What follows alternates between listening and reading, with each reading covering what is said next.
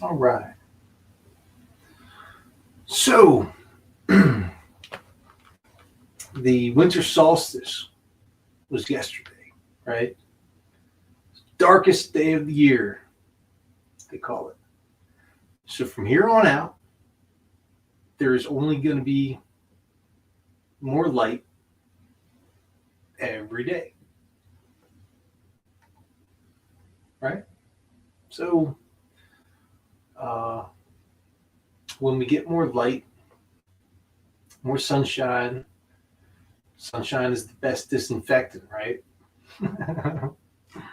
That's what they say. And this, my little wizard wand, selenite, it's an amplification of energy. And for a long time, I've had this. And when I want an intention to go out there and get it amplified, you know, I put it there, right by my side, and I amplify the energy. And so when things come up and things seem bleak, and I recall how dark things were, and I only realized that things are going to get lighter. There's a fire that sometimes dims during the winter, and everybody just gets miserable, and things like get people just like you're inside, and then of course there's a thing called spring cleaning for a reason, because you're uh, during the winter solstice you're cooped.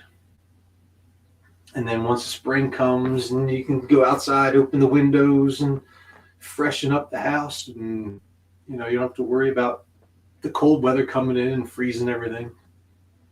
So as the seasons go by, the years go by, there you start to recognize a pattern. As if you're paying attention, you recognize a pattern. And so as I've aged, I recognize these patterns. And so when things happen right before Christmas, it's usually more amplified, and people got nothing else to do, right? It's like, oh, I've already played that game 100 times, or I've read that. There's no good movies out there. There's no entertainment out there. There's nothing good. I mean, even Hollywood's eating itself. So it hasn't been a good movie since I can recall. So I found things to do, and I go out and I built a fire pit, and I got a little bit of an unlimited resource to firewood. So go out there, you burn stuff all night long, you sit by the fire, and you think to yourself. And as long as you're reasonable with your own self, you realize, okay, you got to be a reasonable person. Something that I see somewhat every now and then, things come up when there's conflict arises, and oftentimes it seems like there's an irrational party, and things have happened around this time of the year. I've had many people pass unexpectedly for multiple reasons, but unexpectedly is the worst part of the passing. You get someone in your life and they're gone. Last year, January 1st, I was dead. It was me. I was gone. I was it. And somehow, some way, I was revived. And it's not the first time, however, when it does happen that you do die and you come back, and you like, oh, all right. So I'm actually meant to be here experiencing what I'm experiencing. and you either learn a lesson from it or you don't. But if you don't learn the lesson, then you're going to be forced to repeat it. So I'm not sure which lesson I'm going to have to learn next. This may be one, right? Who knows? Who knows what my next lesson is that I learn? But I'm enjoying it because I'm still here. I mean, I chose to be here, and so I chose to try to learn lessons in this body, my spirit. Keeps me going. And one thing, I was listening to some kerfuffle, and one thing I've been teaching Cat Jr. since he was going to school, even in preschool, kindergarten, through life. Don't be a bully. Don't get bullied. Stand up to bullies. And he's like, how do I stand up to bullies? I was like, sometimes you got to punch them in the nose. And I know it's not great for the public school system to tell your kids sometimes you got to punch them in the nose, but after many conversations, it's metaphorically. You got to, back in my day, it was, you literally had to pop. There was this, so we were in a brawl at Centennial High School and Glenelg High School, and the Hobbs. They caused some sort of kerfuffle, and so we were on the Centennial High School property at this huge basketball court. It was like there was something right out of The Outsiders. High school versus high school, and it was more of an activity back then. But something happened. There was a conflict. There was a dust up, and I wasn't involved in it in any way. I had no skin in the game, but my good bud George, he did have a good friend who was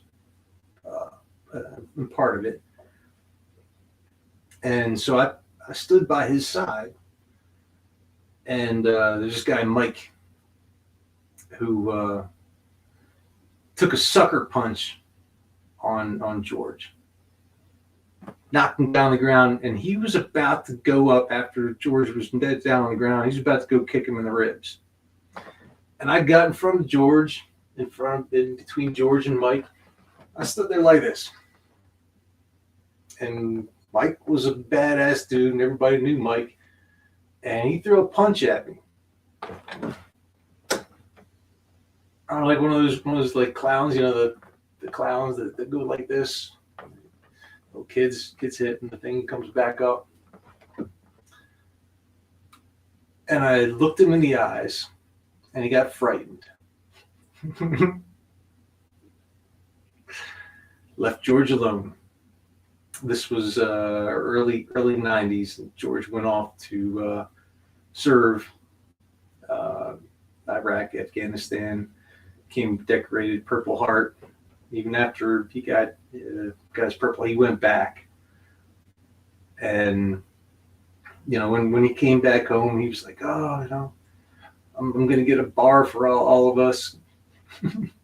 He wanted to buy buy a bar in Baltimore City. I was like, George, haven't you been through enough punishment? Because I worked for a lot of restaurants back then, and a lot of them would fold real quick in that area.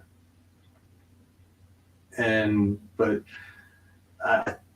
that was George. But I stood by him, and he brought joy to my life, and I was not going to stand there while someone went up and kicked him on the ribs. Cheap shot after cheap shot.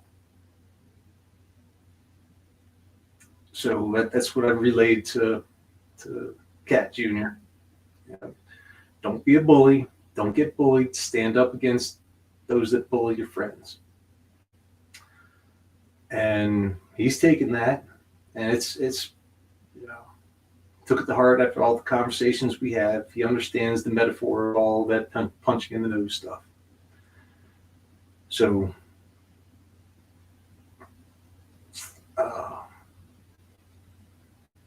yeah. So I live by that. I've got uh, clients that they think they're better than you. Okay, all right. Let's see how far you get.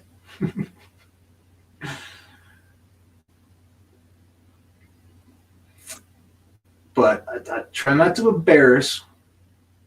I didn't take a shot back at Mike. He was about to go kick George. He hit me. I didn't hit back, but I stood there, and he saw in my eyes that if you take another shot, you're gonna have an issue. Because I took it hard, and I did not falter. I went back a little bit.